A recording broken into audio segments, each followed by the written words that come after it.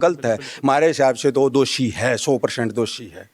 ने बताते हैं गांव वाले, जो जिन मौके पे देखा है, मान लें हादसा होने के 15-20 मिनट 10 मिनट बाद देखा है, उसको कुछ ना को चोट लग रही थी, कुछ नहीं लग रहा था, वो बाहर था और प्रणा ले रहा था, और उसने ये बयान अलग अलग दिया कि बच्चा नहर में डूब रहा था, मैं उसको पकड़ने की कोशिश कर रहा था, पर मेरा एक कदम दिल घबरा गया, कदे तू भी जाता रहा। फिर इस समय जी मेरे भाई घरवाली एक्सपायर हो गए, उसके मामा एक्सपायर हो गए, लड़के का पता नहीं जी, ड्राइवर बिल्कुल सुरक्षित था। FIR दर्ज नहीं हो, अगर FIR दर्ज हम कर ले रही है, निर्दोष साबित हो गया, और तो भाई 302 का केस जो दर्ज हो, इसकी सजा होगी, हम पाप के भागी होंगे।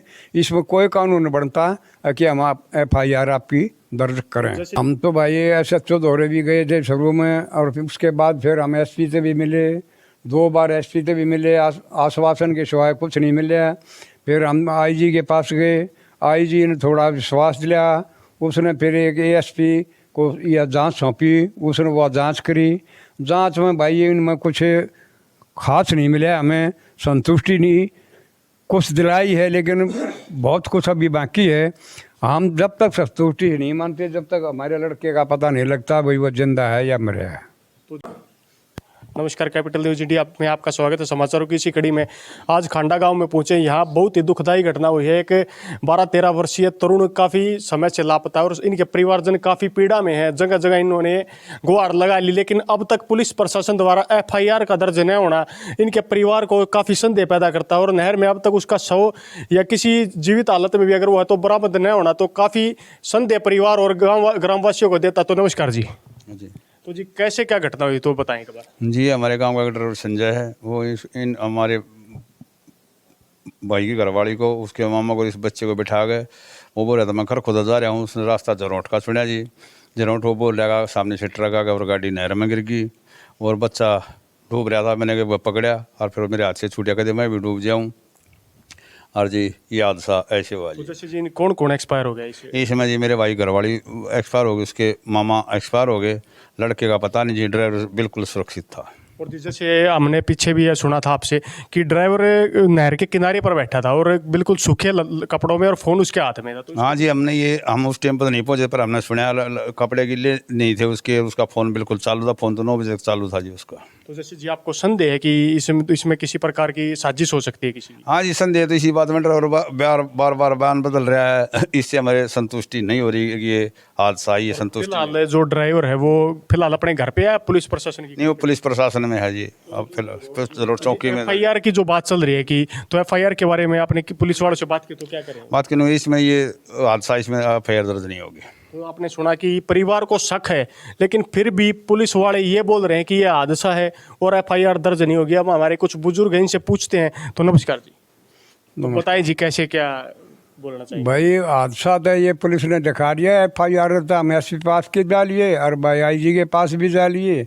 ये कहते हैं इसमें FIR दर्ज नहीं हो, अगर FIR दर्ज हम कर ले रही है, निर्दोष साबित हो गया, और तो भाई 302 का केस जो दर्ज हो, इसकी सजा होगी, हम पाप के भागी होंगे। इसमें कोई कानून नहीं बनता कि हम FIR आपकी दर्ज करें। जैसे जी 15-17 दिन हो चुके हैं, अब तक एक अंदेशा और बढ़ता है सामान्य रूप से। अगर माने कि इतने दिन में अगर किसी की हत्या भी की जाती है तो उसके सबूत काफ़ी हद तक मिट जाते हैं, लेकिन इसके पीछे का आपको क्या शक लगता है और कहाँ कहाँ आपने अब तक गुहार लगाई? हम तो भाई SHO दौरे भी गए थे शुरू में, और फिर उसके बाद फिर हम SP से भी मिले, 2 बार SP से भी मिले, आश्वासन के सिवाय कुछ नहीं मिले। फिर हम IG के पास गए, IG ने थोड़ा विश्वास दिलाया, उसने फिर एक ASP को यह जांच सौंपी, उसने वह जांच करी। जांच में भाई इनमें कुछ खास नहीं मिला, हमें संतुष्टि नहीं, कुछ दिलाई है लेकिन बहुत कुछ अभी बाकी है। हम जब तक संतुष्टि नहीं मानते, जब तक हमारे लड़के का पता नहीं लगता भाई वो जिंदा है या मरे है। तो जी एक और हमें बहुत, जैसे परिवार का एक छोटा सा टुकड़ा ही है, शरीर के अंग में थोड़ा लग जाए तो काफ़ी दर्द होता है, लेकिन ये लड़का तो 6 भाइयों में एक था। तो जी कितना दुख परिवार को भुगतना पड़ रहा होगा, इसके पीछे कुछ क्या बताएंगे? देखो, और फिर भी प्रशासन आपका साथ नहीं दे रहा। ये तो परिवार ही समझता है, अपनी पीड़ा को सरकार नहीं समझती। अगर सरकार समझती तो बहुत कुछ करती, लेकिन सरकार ने जो करना था वो नहीं कराया, सिर्फ आश्वासन है। एक लंबा अरसा इस चीज़ को हो चुका है और लगातार 15-16 दिन हो चुके हैं। अगर इसकी इनके गरीब परिवार एक सामान्य परिवार की जगह है, अगर कोई नेता का लड़का होता तो मात्र 1-1.5 घंटे के अंदर वो जिंदा ही निकल जाता। लेकिन और परिवार सदस्यों से बात करते, नमस्कार जी। नमस्कार। आप क्या लगते हैं जी लड़के? हम तो भाई हैं। तो जी कैसे क्या हुआ, आप क्या कहना चाहेंगे? हम तो ये कहना चाहो हैं, आपसे पहले ही बताई थी, दूसरे चैनल के तहत भी बताई थी भाई हमारा मतलब लड़का मिल जाओ, हमने हमारा पेटा भर जाए। तो जी जैसे अब जगह जगह आपने गुहार भी लगा ली है, लेकिन फिर भी कुछ कार्रवाई न होना, तो क्या लगता है इससे? वही लगता तो सब न पता है, आप नहीं पता है, हम नहीं पता है, ताऊ जी ने बता दिया, इसने जो लड़का ताऊ है और राजेंद्र ने बता दिया। हाँ तो मतलब आश्वासन ही मिला है हमको, अब पेटा भर देंगे। पेटा ही वह मान ले भरा नहीं है पेटा। पेटा जब भर जाएगा, जब वो मान ले नहर में गिरा है तो उसकी डेड बॉडी मिला, मानो होगी बात नहीं। और भाई बाहर है तो हमको किसी बेस में मिलो, हमने हमारा पेटा जब भर जाएगा। तो जी जो एनडीआरएफ की मांग की है, पुलिस वाले बोल रहे हैं कि उस टीम को भी भेजेंगे।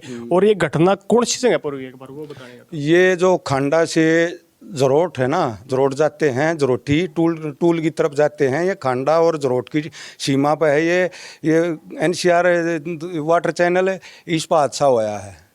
और जी ड्राइवर जो सूखे बता रहे हैं, सूखे कपड़ों में बैठा था, उसके पीछे क्या अंदेशा लगता है कि मुख्य रूप से क्या कारण होगा? जो सूखे कपड़ों में अगर गाड़ी पड़ती है, या तो ड्राइवर गाड़ी में पहले से कूद गया हो, उसको हल्की फुल्की चोट भी लगनी चाहिए, उसको चोट का भी शायद कोई निशान नहीं है। और सूखे फिलहाल नहीं था, फिलहाल कोई निशान नहीं था उस दिन। बताते हैं गांव वाले जो जिन मौके पर देखा है, मान लें हादसा होने के 15-20 मिनट 10 मिनट बाद देखा है, उसको कुछ ना को चोट लग रही थी, कुछ नहीं लग रहा था, वो बाहर था और प्रणा ले रहा था।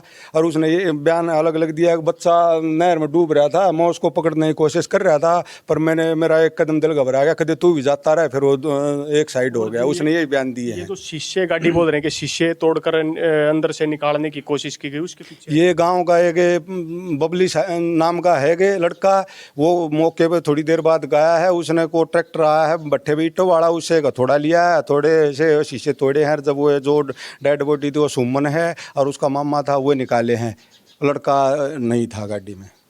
तो जी और जिस प्रकार ये घटनाक्रम लंबे समय से हो गया, और क्या उम्मीद लगाते हैं प्रशासन से, कब तक आपकी मांग पूरी हो जाएगी? या आपको अगर जीवित है तो आपको जीवित मिले जल्दी से, अगर बुरा हादसा हो चुका है तो जल्दी से उसकी डेड बॉडी बरामद हो? इसके पीछे हमारी तरफ से तो ये हो गया था भाई साहब, आगे ये तो मतलब इन प्रशासन ने वो मतलब आश्वासन देकर मतलब 10-12 दिन निकाल दिए। पर आज जो एएसपी साहब से मिले हैं, उन्होंने भी आश्वासन दिया है कि एक एनडीआरएफ की टीम बुला के, स्पेशल टीम है वो देश में अपने में, उसको रिक्वेस्ट भेज रखी है।